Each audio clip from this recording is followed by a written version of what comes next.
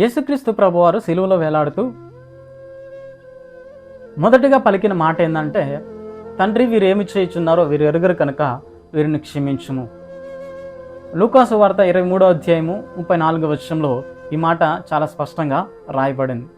నా ప్రియ దేవుని బిడ్డలారా, అనేకులు కూడా తను నిందిస్తున్నప్పటికీ, తనను బాధ పెడుతున్నప్పటికీ, తనను దూషిస్తున్నప్పటికీ, కొరడాలతో ఒకటి తక్కువ 40 కొరడా దెబ్బలు కొట్టినప్పటికీ, ఆయన రక్తం కారుతున్నప్పటికీ, చేతుల్లో కాళ్ళలో మేకులు దించబడినప్పటికీ, హేళన చేస్తున్నప్పటికీ, ముఖం మీద ఉమ్మివేయబడినప్పటికీ ఆయన ఈ మాట పలుకుతూ ఉన్నాడు, తండ్రి వీరేమి చేయుచున్నారో వీరు ఎరుగరు కనుక వారిని క్షమించండి. ఎంత గొప్ప లక్షణము కలిగిన వ్యక్తో ఈ యేసుక్రీస్తు ప్రభువారు ఒక్కసారి ఆలోచించండి. ఈరోజు మనము ఒక చిన్న మాట మనల్ని నిందిస్తే మనం ఓర్చుకోలేం, సహించలేం, క్షమించడానికి కూడా ఇష్టపడము. కానీ తన బిడ్డలు, తన పోలికలో ఉంటున్న బిడ్డలు ఆయనను అనుసరించి నడవాలన్నదే దేవుని యొక్క సంకల్పం, దేవుని యొక్క ఉద్దేశం. కాబట్టి దేవుని యొక్క ఉద్దేశంలో తన బిడ్డలు జీవించాలన్నదే దేవుని యొక్క ప్రణాళిక. ఆలోచించండి, మండు టెండలో సిలువలో వేలాడుతూ ఉన్నప్పటికీ కూడా మనుషుల్ని ప్రేమించడానికి ఇష్టపడుతున్నాడండి. ఎంత గొప్ప ప్రేమ యేసయ్యదో కదా. మత్తయి సువార్త 5వ అధ్యాయము 44వ వచనంలో ఈ మాట ఉంటుంది, మీ శత్రువుల్ని ప్రేమించండి, వారి కొరకు ప్రార్థన చెయ్యండి. నిజమే కదా. ఆయనే మనకు మార్గము, ఆయనే మనకు సత్యము, ఆయనే మనకు జీవం. ఆయన ద్వారానే మనకు మోక్షానికి మార్గం ఉందని మనల్ని తన పోలికలో రూపించుకుని మనకి ఆయన లక్షణాన్ని నేర్పించడానికి ఈ మాట పలుకుతున్నాడు, మీ శత్రువుల్ని ప్రేమించండి, వారి కొరకు ప్రార్థన చేయండి. నిజానికి ఇటువంటి లక్షణము ప్రతి ఒక్కరికి కూడా ఉండాలండి, ప్రతి ఒక్కరిలో కూడా ఉండాలి. ఏ రోజైనా శత్రువుని ప్రేమించే గుణం ఉందా? మనతో మంచిగా ఉండేవారితో మంచిగా ఉండడం పెద్ద విషయమేం కాదండి. మనతో చెడ్డగా ఉన్నవారితో కూడా మంచిగా ఉండాలనేదే దేవుని యొక్క ఉద్దేశము. వారిని ప్రేమించాలి, వారి కొరకు ప్రార్థన చేయాలి. నిజానికి ఈయన పడినటువంటి శ్రమ ఈ భూలోకంలో ఏ మనిషి కూడా అనుభవించలేడంట. ఏ తప్పు చేయనప్పటికీ ఆయనను అన్యాయపు తీర్పు తీర్చారు. ఏ పాపము చేయనప్పటికీ ఆయనను శరీరం అంతా ఒలిచేసేసేసారు. రక్తము కారిపోతున్నా కూడా ఆయన మౌనంగా ఉన్నాడండి. కారణం ఏంటంటే ఆయన నిన్ను ప్రేమిస్తూ ఉన్నాడు. నిన్ను ప్రేమిస్తూ ఉంటే ఈరోజు నువ్వు మాత్రము ఎదుటి వ్యక్తిని కూడా ప్రేమించడానికి ఇష్టపడటం లేదు. అదే ఆయనకుంటున్న బాధ. అంతగా రక్తము కారుతున్నప్పటికీ నా నిమిత్తము కాదు, మీ బిడ్డల నిమిత్తమై ఏడువుడి అని చెప్పాడు యేసుక్రీస్తు ప్రభువారు. ఎంత ఆశ్చర్యకరమైన మాట కదా. ఆలోచించండి, శత్రువుని ప్రేమించే లక్షణము నీకు ఉండాలి. వారి కొరకు ప్రార్థన చేసే లక్షణము నువ్వు నేర్చుకోవాలి. రెండవదిగా రోమపత్రిక 12వ అధ్యాయం 14వ వచనం, మిమ్మును హింసించు వారిని దీవించుడు కానీ శపించవద్దు. ఎవరైతే నిన్ను హింసిస్తున్నారో ఈరోజు వారిని తిడుతున్నావా లేదా దీవిస్తున్నావా? ఆలోచించండి. లోకానికి దేవుని బిడ్డలకి చాలా వ్యత్యాసం ఉందండి. ఈరోజు ఎవరైనా నిన్ను హింసించారు అంటే నువ్వు వారి మీద ప్రతీకారం తీర్చుకుంటావు కదా, నువ్వు వారిని నోటికొచ్చినట్టు మాట్లాడతావు కదా, నువ్వు వారిని ఖచ్చితంగా నీ నోటి మాటల చేత, నీ చేతుల చేత పని చెప్తావు కదా. ఈ లక్షణం వద్దు. ఎందుకంటే దీవించండి కానీ శపించవద్దు. వారికంటే మనకు గొప్ప నేరు ఉన్నప్పటికీ, మాట్లాడొద్దు అని దేవుడు చెప్పాడు, మాట్లాడకూడదు అంతే. ఎవరో లేరు కదా, నేను మాట్లాడితే ఎవరు వినరు కదా అనుకోవచ్చు నువ్వు. యేసుక్రీస్తు ప్రభువారు అన్ని కాలాల్లో ఉన్న దేవుడు. భూమి మీద ఆయన లేనటువంటి చోటు ఏది కూడా లేదు. ఆయన సర్వాంతర్యమైన దేవుడు. ఎక్కడైతే ఇద్దరు ముగ్గురు ఆయన నామపేట కూడుకుంటారో వారి మధ్య నేను ఉంటానని చెప్పాడు.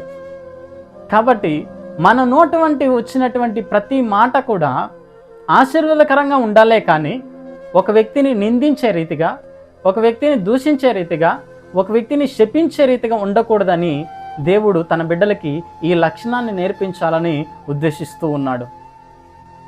చూడండి, సిలువలో ఆయన పడుతున్న బాధను చూసి ఒక్క మాట పలికితే అంట పరలోకం నుంచి సైన్యం దిగివచ్చి ఈ ప్రపంచాన్నంతా కూడా అంతం చేయగలిగిన శక్తి ఆయనకు ఉందంట.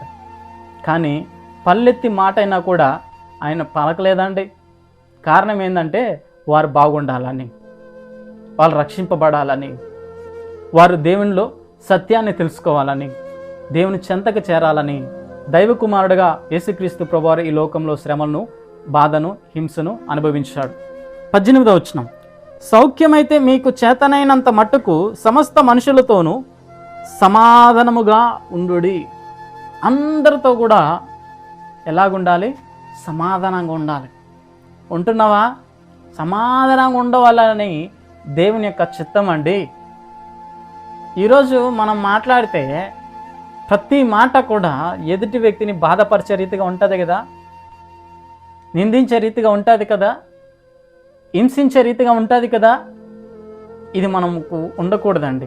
ఎందుకంటే దేవుడు చెప్తున్నాడు అందరితోనూ సమాధానంగా ఉండాలి. అలాగే 19వ వచనంలో ఉంటుంది మాట, చదువుతాం చూడండి. ప్రియులారా, మీకు మీరే పగ తీర్చుకొనక దేవుని ఉగ్రతకు చోటీయుడి.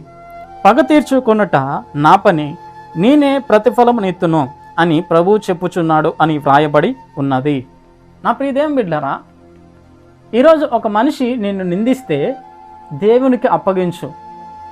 అతని మీద పగ పెట్టుకోవాల్సిన అవసరము లేదు.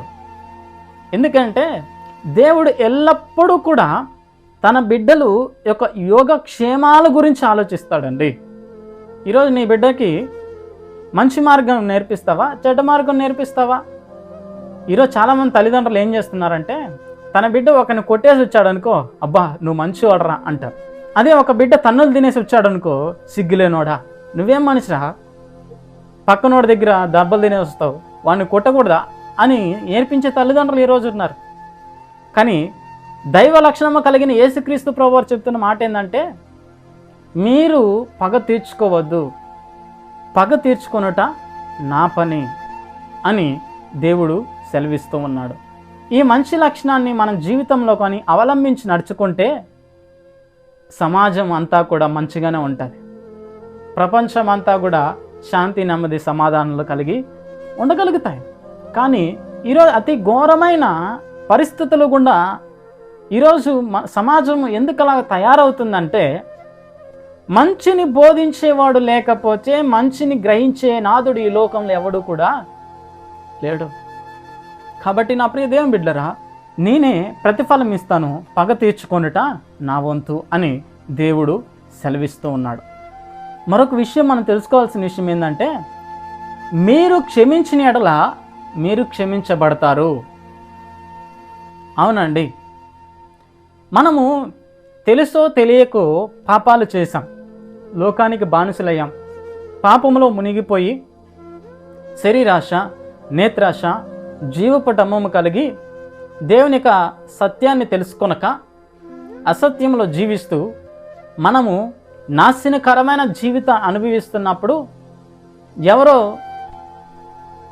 సేవకులు మనకు చెప్పినటువంటి విషయాన్ని మనం గైకొని నిజమైన దేవుడు యేసుక్రీస్తు ప్రభువారని తెలుసుకొని పాపాన్ని విడిచిపెట్టి పరిశుద్ధంగా జీవించి మారు మనసు కలిగి సత్యాన్ని తెలుసుకొని దేవుణ్ణి వెంబడిస్తున్నప్పుడు నీ ఎడల ఎవరైనా తప్పులు చేస్తే వారిని క్షమించాలి. వారిని నువ్వు క్షమిస్తేనే నువ్వు క్షమాపణ పొందుకుంటావు అని దేవుడు తెలియజేస్తున్నాడు. ఒకసారి చదువుకుందాం మాటను. మత్తయి సువార్త 6వ అధ్యాయము 14వ వచనం. మనుషుల అపరాధములు మీరు క్షమించిన యెడల మీ పరలోకపు తండ్రి మీ అపరాధములను క్షమించను. మీరు మనుషుల అపరాధములు క్షమించకపోయిన యెడల మీ తండ్రి మీ అపరాధములను క్షమించడు తెలియజేస్తున్నాడు దేవుడు. ఉదాహరణకు ఒక విషయం మీకు చెప్తాను. ఒకరోజు ఒక తండ్రి ఒక మంచి కారు కొనుక్కున్నాడు. ఎంతో ఇష్టపడి తన దగ్గర ఉంటున్న డబ్బులంతటినీ కూడా ఖర్చు పెట్టి ఆ యొక్క కారు కొనుక్కోవడం జరిగింది. ప్రతిరోజు కూడా ఆ కారుని చూస్తూ మురిసిపోతూ ఆ తండ్రి ఆనందిస్తూ ఉన్నాడు. ఒకరోజు పొద్దున తన సొంత కుమార్తె స్కెచ్ పెన్ను తీసుకొని కారు మీద గీకుతూ గీకుతూ గీతలు గీస్తూ ఉంది. ఈ తండ్రి తన సొంత కుమార్తె తన కారు మీద గీకుతున్న గీతలను చూసిన తండ్రికి కోపం వచ్చింది. ఎప్పుడైతే ఆ తండ్రికి కోపం వచ్చిందో పరిగెత్తుకుంటూ వచ్చి ఆ బిడ్డని చెంప మీద గట్టిగా కొడతాడు. ఎప్పుడైతే ఆ తండ్రి బలమైన చేతితో చిన్న బిడ్డ మీద చెంప మీద కొడతాడో తన పక్కన ఉంటున్న గోడకి తగలటం జరిగింది. ఎప్పుడైతే ఆ గోడకి తగిలిందో ఆ చిన్న బిడ్డ కాబట్టి ఆ తలకి బాగా గాయమై రక్తం కారుతూ ఉంది. పరుగున హాస్పిటల్కి తీసుకెళ్తే మార్గమధ్యంలోనే ఆ చిన్న బిడ్డ చనిపోవడం జరిగింది. సొంత తండ్రి తన బిడ్డను క్షమించలేకపోతున్నాడు. ఏడుస్తుంటున్నాడు. గొల్లగా పట్టి గుక్కబెట్టి ఏడుస్తున్నాడు. అయ్యో నా బిడ్డ చనిపోయింది, నా బిడ్డ చనిపోయిందని ఏడుస్తూ ఆ గీసిన కాళ్ళ దగ్గరకు వస్తే చూస్తే అంట ఐ లవ్ యూ డాడీ అని చెప్పిందంట. చూడండి, ఆ మాట రాసి ఆ మాటను చూసిన తండ్రి గుండె పగిలేలాగా ఏడుస్తూ ఉంటాడు. ఎందుకు ఈ మాట చెప్తున్నానంటే, క్షమించాలండి. నువ్వు ఒక వ్యక్తిని క్షమించే గుణము నీకు లేకపోతే నువ్వు చీకటిలో చేసినటువంటి ప్రతి పాపము, దేవునికి విరోధముగా చేసినటువంటి ప్రతి పాపము ఈరోజు దేవుడు క్షమించడు. నీ పాపాలకి క్షమాపణ ఉండదు. గనుక ఎదుటి వ్యక్తిని ప్రేమించాలి, క్షమించాలి. అలాగే ఎఫెసీయులకు రాసిన పత్రిక 4:32 ఈ మాట రాయబడింది. ఒకని ఎడల ఒకడు దయ కలిగి కరుణా హృదయులై క్రీస్తునందు దేవుడు మిమ్మల్ని క్షమించిన ప్రకారము ఒకరిని ఒకరు క్షమించండి. ఎలాంటి ద్వేషము కూడా ఆయనలో మనకి కనబడదు. కారణం ఏంటంటే ఆయన ప్రేమ స్వరూపుడు. ఆయన క్షమించే గుణము కలిగిన దేవుడు. ఎటువంటి వాడైనా ఎంత ఘోరమైన పాపము చేసినప్పటికీ ఆయన క్షమించడానికి ఇష్టపడతాడండి. ఒక వ్యక్తి దొంగతనం చేస్తూ పట్టుబడ్డాడంటే ఆ వ్యక్తిని సమాజము జీవితాంతం దొంగగానే అతనికి ముద్ర వేసేది, కానీ అతడు మంచివాడుగా అని సమాజం ముద్ర వేది. అది మానవుని యొక్క నైజము. తప్పు చేయనటువంటి వ్యక్తి ఈ భూలోకంలో ఎవడూ కూడా లేడండి. ఏ ఒక్క వ్యక్తి కూడా పుడతానే పరిశుద్ధుడు కాదు. అయినప్పటికీ కూడా ఈ పాపిష్టమైన మనుషుల కొరకు, అయినప్పటికీ కూడా ఈ చెడిపోయిన మనుషుల కొరకు, పతనమైపోతున్న జీవితాల కొరకు యేసుక్రీస్తు ప్రభువారు నన్ను నమ్మి మరణించడం జరిగింది. ఎందుకంటే ఆయనలాగా నడుచుకుంటామని, ఆయనలాగా జీవిస్తామని, ఆయన పోలికలో మనము నడుచుకోవాలని దేవుని యొక్క ఆలోచన అండి.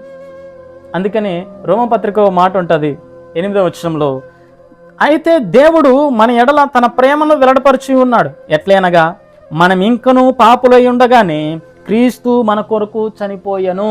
క్రీస్తు మన కొరకు చనిపోయెను. ఇంకనూ పాపులుగా ఉండగానే మనల్ని నమ్మి మనం పరిశుద్ధంగా జీవించడానికై ఆయన రక్తము చేత మనకి పాప విమోచన కలిగి ఉందండి. ఆయన కార్చిన రక్తము చేతనే ఈరోజు మనిషికి పాప విమోచన కలుగుతోంది. గనుక ఆయన మనల్ని క్షమించినట్టు మనము ఆయన పోలికలో ఉన్నాము. గనుక ఆయన వలె మనము ఎదుటి వ్యక్తిని క్షమించే గుణము కలిగి ఉండాలని సిలువలో యేసుక్రీస్తు ప్రభువారు ఈ మొదటి మాటను మనకు నేర్పిస్తున్నాడు. మన ఆత్మీయ జీవితానికి ఈ మాటను కానీ మనం అనుసరించి నడుచుకున్నట్లయితే సమాధానంగా ఉంటాం జీవితంలో, సమాజంలో. అన్నిట్లో కూడా అందరితో కూడా సమాధానంగా ఉండాలి, శత్రువుల్ని ప్రేమించాలి, దీవించండి కానీ శపించవద్దు. అలాగే నిన్ను హింసించు వారిని మనం ఏం చేయాలి? ప్రేమించి వారి కొరకు ప్రార్థన చేయాలని దేవుడు తెలియచేస్తున్నాడు. నా ప్రియదేవం బిడ్డలారా, ఈ విషయాన్ని మీరు ఆలోచించినట్లయితే ఈ లక్షణాలు కలిగి మనం ఎప్పుడైతే ఉంటామో మనము దేవుని కుమారులుగా జీవించిన వారం అవుతాం.